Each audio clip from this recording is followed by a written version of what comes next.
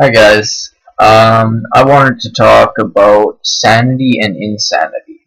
A lot of people before my eyes switch from being sane to insane in an instant. It's very instantaneous, the change. And a lot of people think that you are either sane or you are insane. Well, this is true, but it can switch from moment to moment. It is not an absolute truth. Insanity can be healed, as well as sanity can be taken away from you, I guess.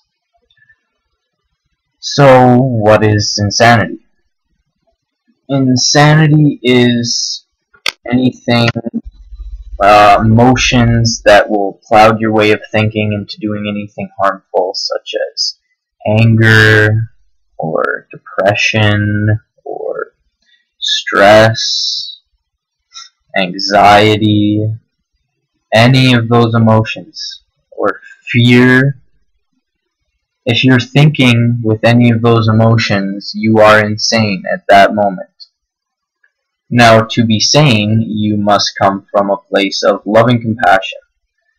You must always think about what's best for yourself as well as everything around you. Doesn't that sound pretty sane? Doesn't that sound pretty good, eh? Yeah, that's what sanity and insanity is. Just think about all the stupid shit you've done in a rage, like saying to your parents, "Oh, I hate you," or just a bunch of stupid shit, like calling your best friend a stupid cunt-ass, bitch-ass motherfucker, or some retarded shit that just drives wedges in between your friendships and relationships on all levels. Nothing good will ever manifest out of these emotions. Being stressed out about a test that you're writing will never, ever, ever, ever make you do better on that test.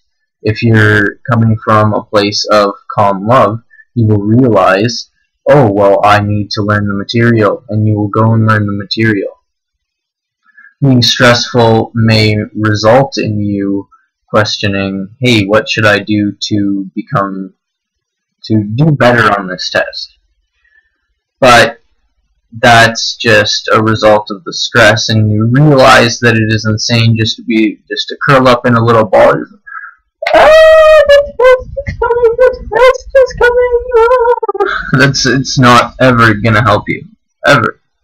Like, what will it ever do? It's not like you're gonna learn from curling up in a ball. All the time you've spent stressing out about it, you could have been studying.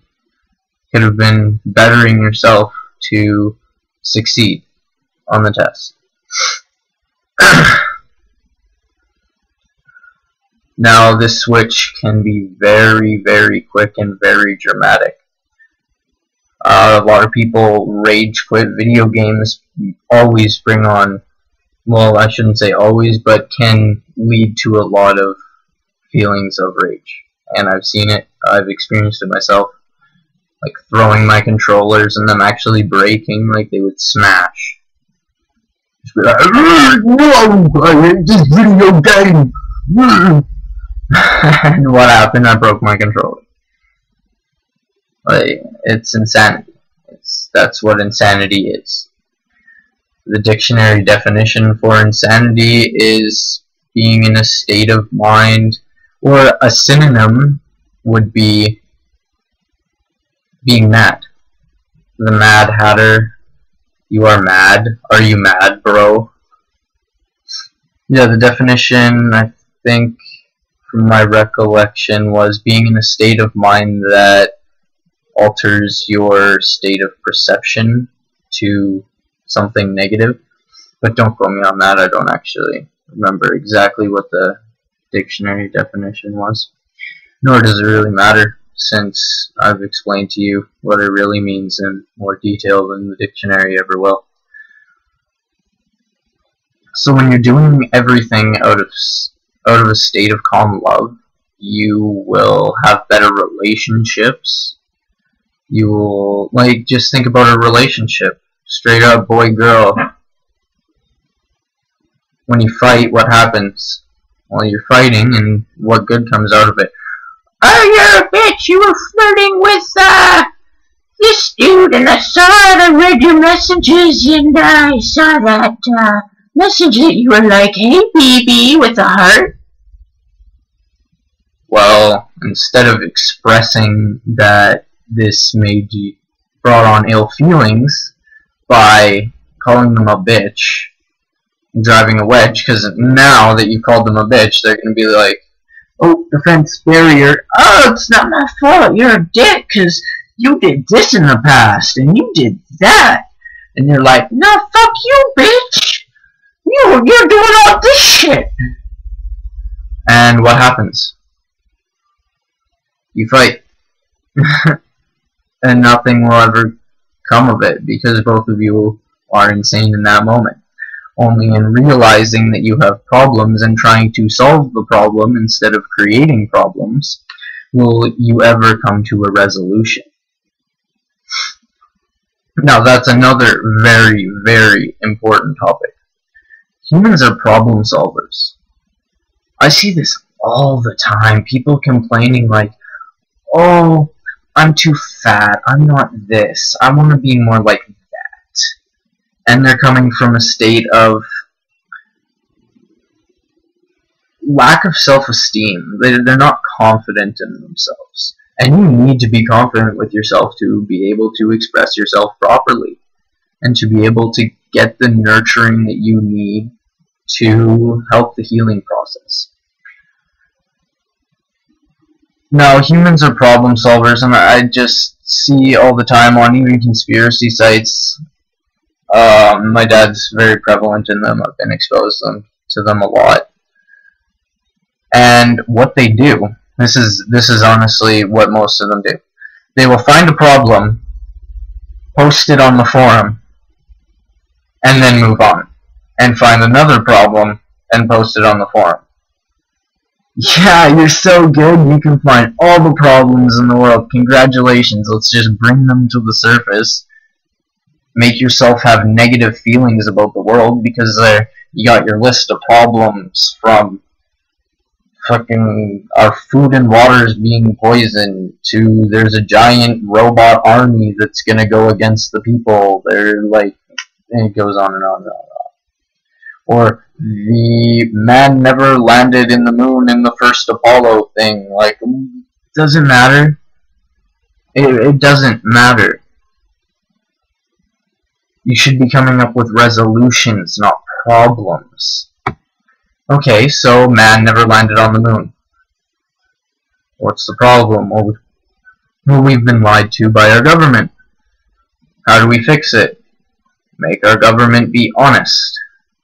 Oh, well, how do we do that? Well, we elect people that are actually good, I guess? But what happens is the power will go to their head, and in a sane society, no one will ever, ever, ever, ever, ever be in control of anything other than their own actions. There should be no such thing as a king or a prime minister or a president or United Nations that make decisions for other people. Jesus said that himself. He was very anti-hierarchical. And that's why they killed him. That's why the kings killed him. They realized that Jesus was a threat to their power. And if people started to really understand what Jesus was telling them, to know thyself, to come from a place of compassion, to be sane, then there would be no need for a king. And the kings realized this, and they were like, oh shit, what do we do? Okay, we'll just kill him. Yeah, we'll just kill him with some thieves. That sounds like a good idea. So they created this fascism and turned all the people against him. This guy was the most loving man in written history. He's like double Gandhi or something, I don't know. Now, Gandhi was aware of this. He did everything out of love and compassion. And you can tell by the way he holds himself, by the way he doesn't hold materials of any value. They're not of value. How many materials do you see animals carrying around with them? None, unless it's a dog holding a toy. that it wants to play with. And it's not like if you move, the dog would be like, oh, gotta take that, gotta take my toy. And then you've got humans, and we're just chock full of material.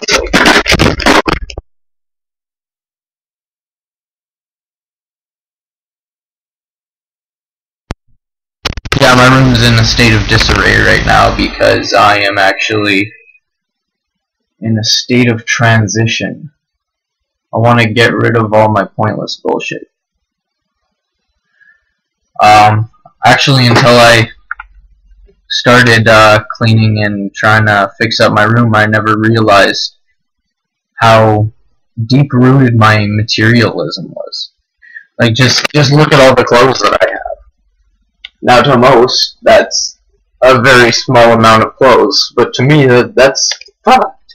And maybe other people have less clothes than that. And good on them for that. Holy, I never realized how much shit I had. It makes no sense. The materialism of this world is producing nothing but giant landfills full of garbage. And what? What is it producing?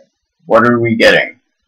Oh, well, I like this, and it's fun. I like to be able to change my outfit all the time, because I have so many clothes that I don't wear. Yeah, you don't wear half your clothes. Why have them? What's the point? Why are they manufactured? Manufactured by slaves, probably. 90% of clothes are. I guarantee you that they are. No different than the good old days when the black people picked the cotton.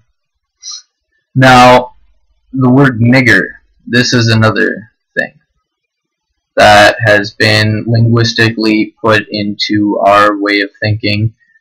And the word nigger is meaning slave. That's what it means. It's an expression that white people came up with to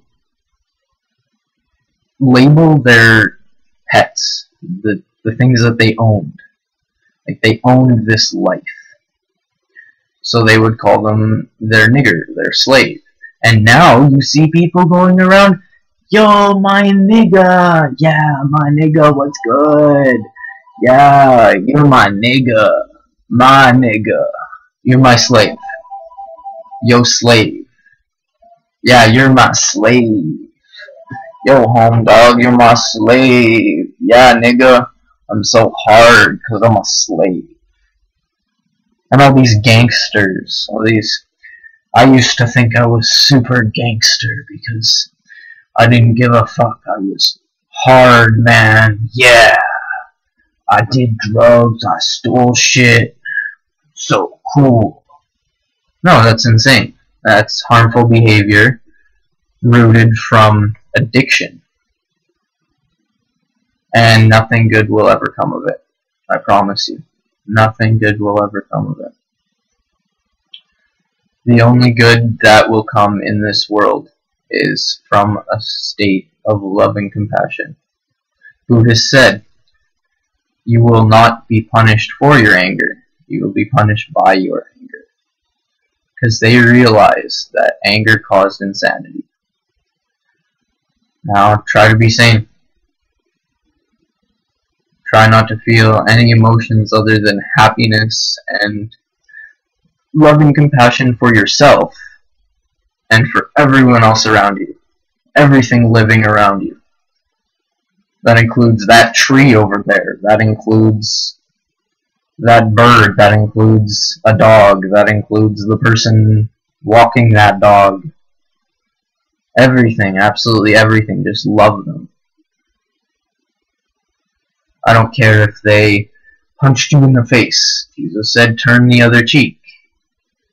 Here, punch this one. Let's be symmetrical. Yeah, symmetrical, that's good. No. Nothing good will ever come of insanity.